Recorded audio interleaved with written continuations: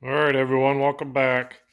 Well, it's Friday night, it's cold, it's dark, there's snow on the ground, and we're out in the garage here doing a little bit of bearing scraping. Um, Basically what you do is it's going to be kind of hard to see because you kind of see them spots. There's one there, there's some there. That's where it's touching the crank as it spins around. Then we got a bigger spot here. Basically, you put that on the crank and you put the cap on with all the shims and you snug her down and spin her over a couple times, pull her apart and scrape all the rub marks off. We got a little bit of rubbing here and a little bit of rubbing here, and there's nothing touching in the middle yet, so we got a long ways to go. I don't know why this babbitt does that. It seems like it's always tight on these edges. The mains did that to me too. And the more you scrape, your lines will start coming down until you eventually get contact in the middle. I don't know. Seems like when you pour this stuff, you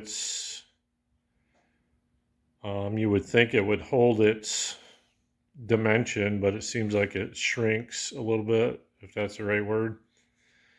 Because when you go to put this back on the connecting rod journal, it doesn't fit. You gotta polish this and scrape it just to even get it to go on. So that's what I'm doing. It's kind of a slow process. Put this on there, tighten her down, spin it over, pull it back apart, do it again. This will go on for a month at least. I worked on these mains for a year probably, on and off. Put it together, scrape it, take it apart, clean it. So that's what we're doing.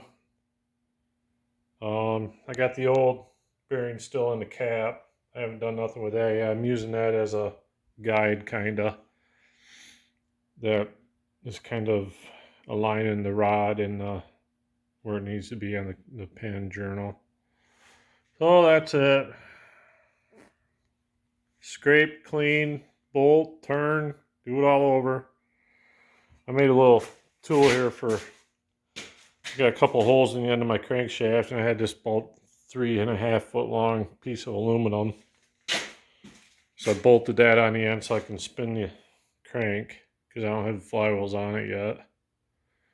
But then I ain't putting the flywheels on it until I get all this bearing work done 100%, and I don't ever have to take it apart again. That's the plan anyway. So, all right, guys, talk to you later. All right, welcome back, everyone. Well, I've been doing some scraping and stuff on this rod bearing, and I'm getting to the point now where it's touching here and it's touching here, but I still don't have really nothing touching in the middle. But the way my shims are, my cap is, when I tighten everything up, I still got play in the rod, between the rod and the journal there. So I think what I'm going to do is I'm going to stop with that right now. I'm going to get everything setted back up here. Get this all set back up, and I'm going to melt this babbitt out of here. As you can see, it's got some cracks. Got a big crack going through it there. It's not very good shape. So I think what I'm going to do is get this set back up. I'm going to re-pour this cap and kind of go from there. See, it's broke here too. I'm pretty happy with how the rod is going so far. I gotta get this poured, and then I can start playing with my shims a little bit. I could take out some of these thicker shims and make some thinner ones. I do have some 5,000 stock, so I could take a 20 out and put some, some 3.5s in there to take up some of that clearance. But I think before I go and start doing with that, I better get this cap done first. So that's the plan. Hopefully we'll be done with this babbitt work for a while. I do have some more babbitt work coming up. I got this old pump jack sitting down here. I've had it forever. I gotta dig it out of here and get it cleaned up, but one of those, the shaft is wore. It needs some babbitt work done to that, so that's gonna be a one of these days project. And I do have a Ottawa drag saw that mounts on the back of a tractor. I'd have the blade and everything that goes with it. That comes from my great grandmother and grandfather's farm. So I'm gonna get that thing dug out, get her cleaned up. That thing needs a little babbitt work too, so everything is froze up on it from sitting outside for 50 years. So that's the plan. Get this bearing done, we'll move on from there. Okay, so moving right along, we got our crank pin all suited up. I got the bearing in the rod. I got that surface all suited up. I got my shims installed. I got my bolts in there. I took out this shim and substituted it with this one. So this is the shim that I use to pour my bearing. You can see the difference there. The material will flow down through here, and this is a vent on this side. So that's it. Next step, I gotta get my rod bearing cleaned up, or my rod cap cleaned up, get that old material melted out of there, and get her packed with clay and get her ready to go.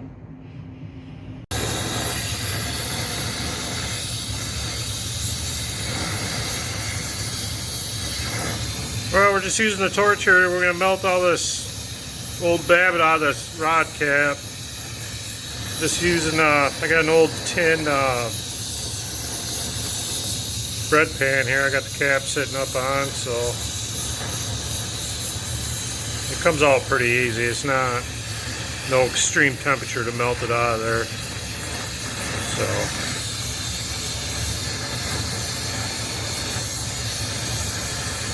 couple minutes we'll be done with this. Then we'll get this cleaned up and get it ready for the new bearing.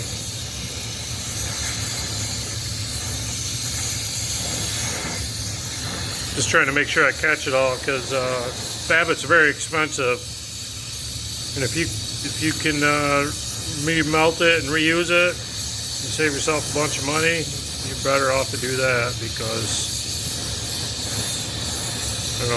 I haven't priced it lately. I know it's 10 or 12 bucks a pound. Last time I bought some anyway. I'm sure it went up more, but alright guys. Well, that's all there is to that. Melt it out of there. You can see it's got these grooves cast into the cap where that material flows in and just locks itself in there. Pretty nice setup, I guess. Very much to it. So there's all the old bearing material cooling off. You can hear it sizzling a little bit. It's got some water on the floor.